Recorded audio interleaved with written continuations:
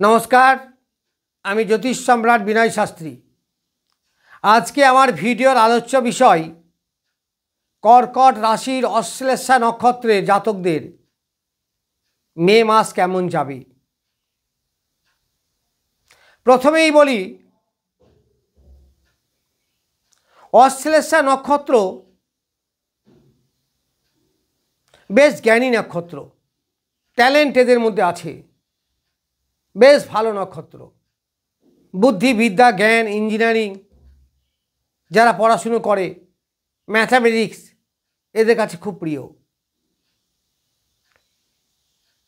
যারা লেখাপড়া জানেন না তারাও লক্ষ্য করে দেখবেন বেশ ট্যালেন্ট। যে কোনো কাজ করার আগে ভাবা কাজটাকে কি টেকনিকে করলে উন্নতি লাভ হবে। हठात् हठात् बेश मजार कथा बोला, आसर जमानो, लिडारशिप लिडिंग देवा एइगुलो एर मध्य आछे। माने एक कथाय बोला जेते पारे अश्लेषा भालो नक्षत्र। आबार एर आरेकटा नाम आछे जानेन तो, शुनलेई खाराप लागबे, एके बला हय गंडुगुले नक्षत्र बा गंड नक्षत्र, যাকে আমরা ভালো কথা একেবারে বললে বুঝবেন লিটিগেশন নক্ষত্র। খুব লিটিগেশন লাগাতে পারে, খুব ঝঞ্ঝাট ঝামেলাও আনে। তাহলে একদিকে বুদ্ধিমত্তা চালাক চতুর জ্ঞান বিদ্যা বুদ্ধি লেখনী ক্ষমতা এগুলো আছে, আবার অন্যদিকে একটু লিটিগেশন অর্থাৎ এর কথা ওকে বলা এর কথা তাকে বলা। আবার অল্পতেই ভীষণ সেন্টিমেন্টে লেগে যায় এদের। এরা দেখবেন ইয়ারকি মারতে মারতে ও ইয়ারকি মারবে ঠিক আছে, অন্যকে ঠাট্টা করবে কিন্তু ওকে করলেও রেগে যাবে। এই গুণগুলি এর মধ্যে দেখা যায়। আসলে এর প্রতীকটা হচ্ছে সর্প বা সাপ।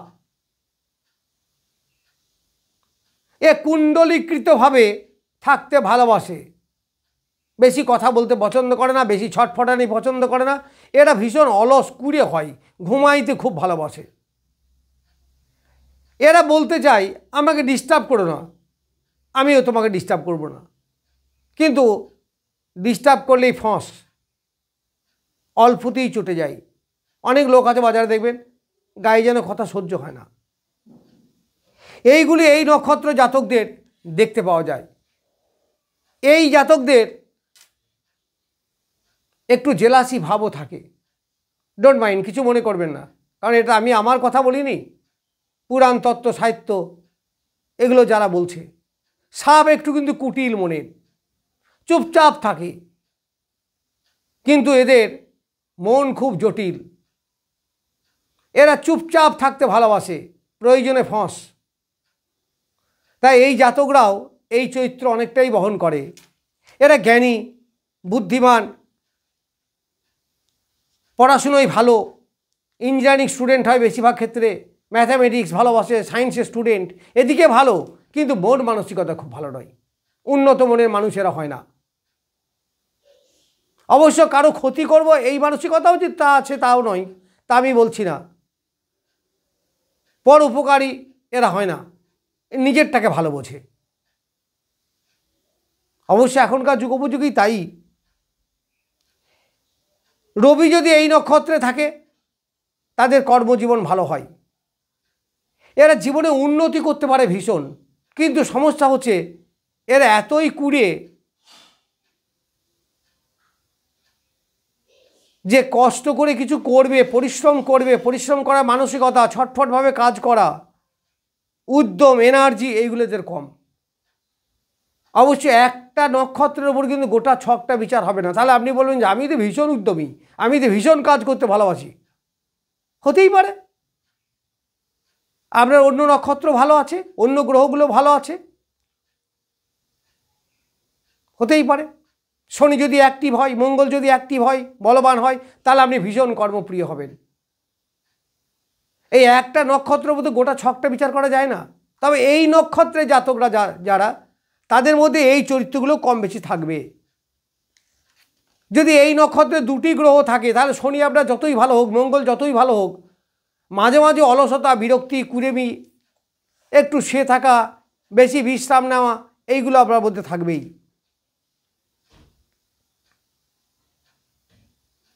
অশ্লেষা নক্ষত্রের অধিদেবতা হচ্ছেন বটুক ভৈরব। বটুক ভৈরব শিবের বাল্যরূপকে বলা হয় বটুক ভৈরব।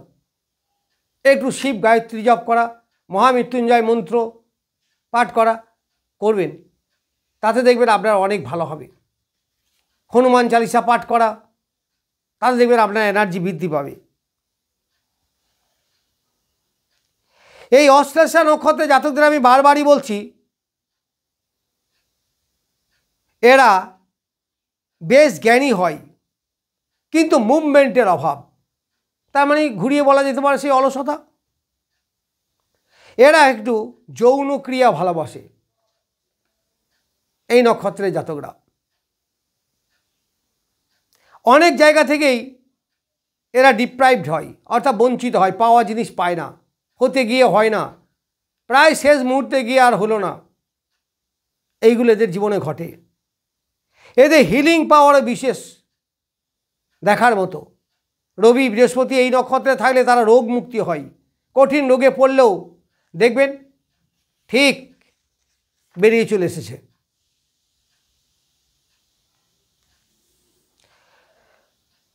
যাই হোক, আমি এই নক্ষত্র সম্বন্ধে আজকে তো আলোচনার বিষয় নয়, তবুও নক্ষত্র সম্বন্ধে একটু না জানলে সেই নক্ষত্রের গোটা মাসের রেজাল্টটা বুঝতে সমস্যা হবে। তাহলে এই অশ্লেষা নক্ষত্রে যাদের জন্ম, অশ্লেষা মানে 9 নক্ষত্র, বুধের নক্ষত্র, রাশি হচ্ছে কর্কট রাশি। এই 9 নক্ষত্রে এখন কে আছে? বুধ নিজেই আছে 27 নক্ষত্রে। 27 মানে 7 আর 2 9, অর্থাৎ জন্ম নক্ষত্রেই আছে। তাহলে বুধ এখন জন্ম নক্ষত্রেই আছে, ফলে মোটামুটি বেশ ভালো ফল দেবে, এটাই আশা করা যায়। যদিও বুধ কিন্তু এই কর্কট রাশি বা লগ্ন সাপেক্ষে দ্বাদশপতি এবং তৃতীয়পতি, খুব একটা শুভ নয়। যাই হোক, শরীর স্বাস্থ্য ব্যাপারে একটু সতর্কতা অবলম্বন করবেন। এইবার আমি আসব 26 নক্ষত্রে। 26 মানে শনির নক্ষত্র। এই নক্ষত্রে কে আছে? শনি নিজে আছে, আবার শুক্র আছে। তাহলে অতিমিত্র নক্ষত্র কিন্তু বেস্ট নক্ষত্র, সে যে নক্ষত্রই হোক, যদি নবতারা চক্রে অতিমিত্রের ঘরটায় পড়ে তাহলে যে যে অবস্থাতেই আছে ভালো ফল দেবে। তাহলে কর্কট রাশির সপ্তমপতি অষ্টমপতি শনি, আবার একাদশপতি এবং চতুর্থপতি শুক্র, ফলে আয় উপার্জন, মন মানসিকতা ভালো, এইগুলো পাবেন। অতিমিত্র নক্ষত্র সর্বদাই ভালো গেন, তবুও দাম্পত্য জীবনে একটু সমস্যা আসারই কথা। এখানে 25 নক্ষত্র অর্থাৎ পূর্ব ভাদ্রপদ, এই নক্ষত্র আছে রাহু। রাহু হচ্ছে মিত্র নক্ষত্র, তাহলে মিত্র ভালো, অতিমিত্র আরও ভালো। তাই 9টা যে গ্রহ, 9টা যে ভাগ নবতারা চক্রের, সব থেকে বেস্ট হচ্ছে অতিমিত্র। সব গ্রহই এই নক্ষত্রে ভালো ফল দেয়। তাহলে শনিদেবও ভালো ফল দেবে, শুক্রও ভালো ফল দেবে। শুক্র দিলে কি দেবে? বিলাস, বিলাসিতা, শৌখিনতা, ভোগ, আনন্দ। আবার একাদশপতি বলে অর্থ, গেন অ্যান্ড গেন, দাদা দিদি এদের সঙ্গে সুসম্পর্ক, আত্মীয়ের সঙ্গে সুসম্পর্ক বৃদ্ধি, এগুলো পাবেন। এইবার আমি আসব 5 নক্ষত্রে। 5 নক্ষত্র মানে সাধক। সাধক মানে ডেভেলপমেন্ট, উন্নতি, শান্তি, দাম্পত্য শান্তি। এই নক্ষত্রে কে আছে? বৃহস্পতি। আবার এই কর্কট রাশি বা লগ্ন সাপেক্ষে বৃহস্পতি ষষ্ঠপতি এবং নবমপতি বসে আছে একাদশে, তার মানে গুড রেজাল্ট দেবে। এই 14ই মে পর্যন্ত বৃহস্পতি বৃষ রাশিতে বসে থেকে খুব ভালো ফল দেবে। কি দেবে না, ষষ্ঠপতি হিসাবে চাকরি বাকরি পেতে পারেন, চাকরিতে উন্নতি, চাকরিতে মাইনে বৃদ্ধি, নতুন চাকরি পাওয়া, চাকরিতে প্রমোশন, পরিশ্রম করার ক্ষমতা, এনার্জি, এগুলো দেবে। আবার নবমপতি হিসাবে পিতার উন্নতি, পিতার সঙ্গে সুসম্পর্ক, অফিসে বসের সঙ্গে সুসম্পর্ক বৃদ্ধি, ধর্মকর্মে মতি বৃদ্ধি হওয়া, তীর্থভ্রমণে যাওয়া, এইগুলো পাবেন। যারা হায়ার এডুকেশনে তাদের পক্ষে খুব ভালো, যারা রিসার্চ লেভেল আছে তাদের পক্ষেও ভালো, কারণ অষ্টমপতি অতিমিত্র নক্ষত্রে আছে শনি। ফলে যারা রিসার্চ লেভেলে এখন আছেন, রিসার্চ করছেন, পিএইচডি, তাদের পক্ষে খুব ভালো। যারা অকাল সায়েন্সের ব্যবসা করে, যেমন আমরা জ্যোতিষ, লয়ার, এদের বেশ আয় উন্নতি হবে। অকাল সায়েন্স কাকে বলা হয়? যে লাইনে সাধারণত সচরাচর লোক যায় না। কজন লয়ার আছে, কজন জ্যোতিষ আছে, এই সমস্ত লাইনে কারা যায়? খুব কম লোক যায়। এগুলো একটু সমাজ বহির্ভূত কিছুটা, কারণ এরা খুব একটা পছন্দনীয় লাইন নয়। তাছাড়া এই লাইনে যাব বলেই যাওয়া হয় না।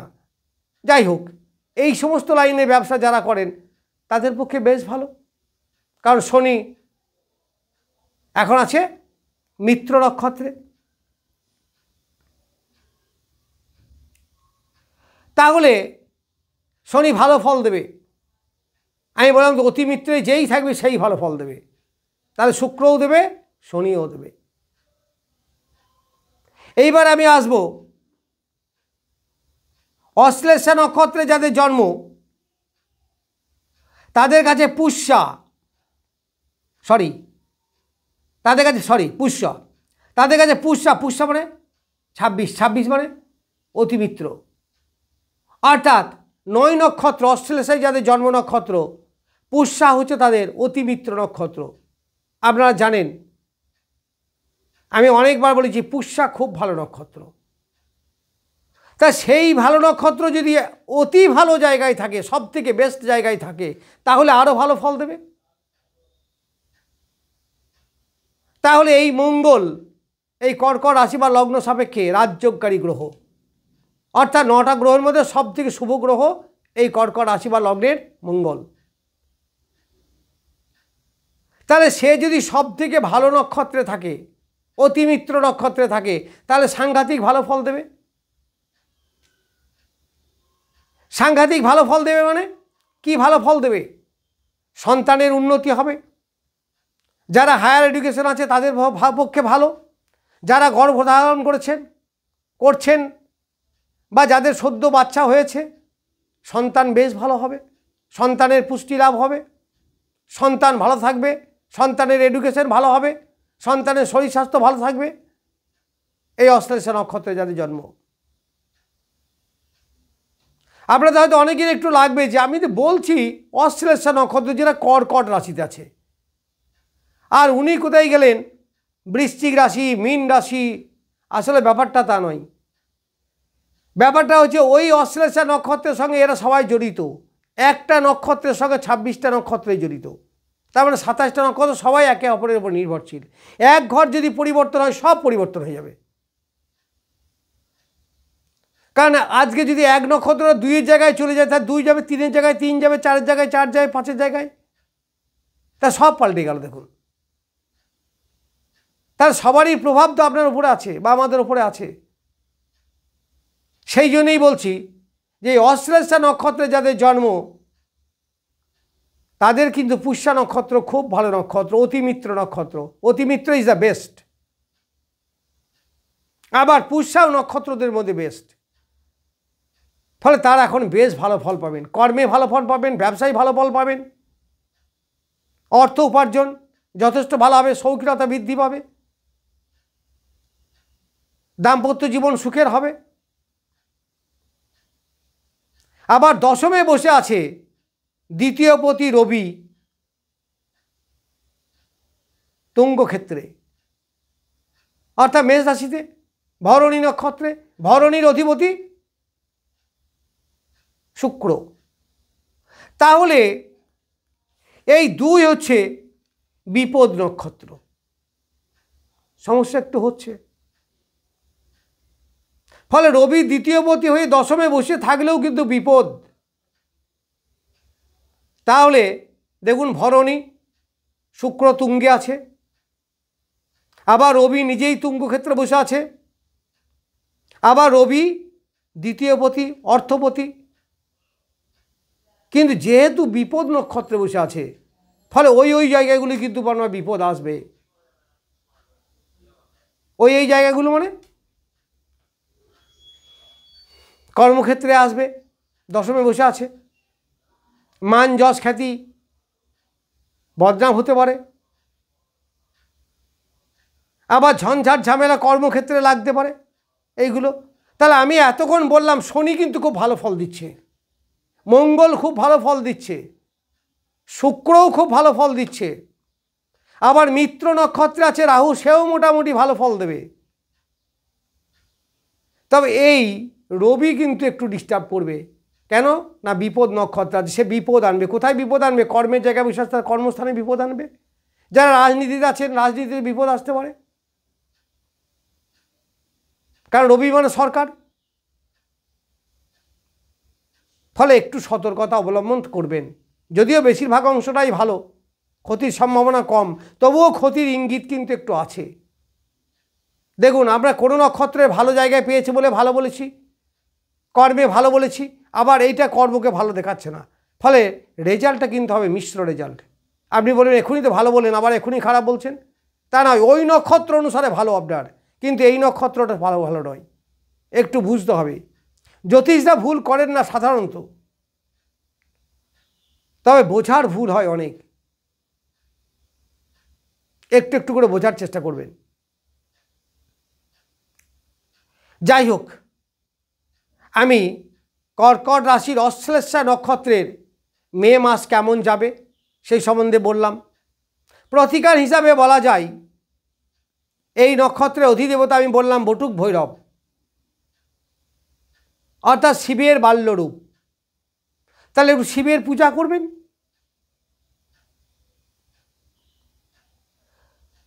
আর কি করবেন? প্রত্যেক দিন না পারলে সোমবারটা অন্তত কি করবেন, একটি বেলপাতা, একটা বাতাসা, একটু স্নান করানো, ঘি মধু এগুলো মাখিয়ে, তাতে আপনার লাভ হবে। আপনি 1 বছর করে দেখুন। একটা জিনিস কিন্তু সবসময় মনে রাখবেন, যে লাক ইজ অলওয়েজ ফিক্সড। বিধাতার লেখা সেটা খণ্ডন করা যায় না। তাহলে তো জ্যোতিষীরা নিজেরাই পরিবর্তন করত। হ্যাঁ, তবে একটু ভালো করা যায়। আপনি দেখুন না, আপনার একটা কড়া মাস্টার, কঠিন মাস্টার, ভীষণ রাগী মাস্টার, তাকে যদি আপনি শ্রদ্ধা করেন, সম্মান দেন, তাহলে তার রাগ একটু কমবে, একটু ভালো ব্যবহার তার কাছ থেকে আপনি পাবেন। তাই বিধাতার লেখা যাই হোক না কেন, দেবতার আশীর্বাদে একটু পরিবর্তন করা যায়, প্রতিকারে কিছু পরিবর্তন করা যায়, যাগযজ্ঞ এইসবের মাধ্যমে তাকে সন্তুষ্ট করতে পারলে কিছুটা কৃপা লাভ করা যায়। ফলে একেবারেই যারা নাস্তিক, তারাও করে দেখুন না 1 বছর, আমার মনে হয় ভালো থাকবেন। আর ভগবান শিব তো অল্পতেই সন্তুষ্ট, এই জন্যই তো আশুতোষ। যাই হোক, আমি কর্কট রাশি বা লগ্নের অশ্লেষা নক্ষত্রের জন্ম জাতক জাতিকাদের মে মাস কেমন যাবে সেই সম্বন্ধে কিছু বললাম। পরবর্তী দিন আবার নতুন ভিডিও নিয়ে আসছি। নমস্কার, আজ এই পর্যন্তই।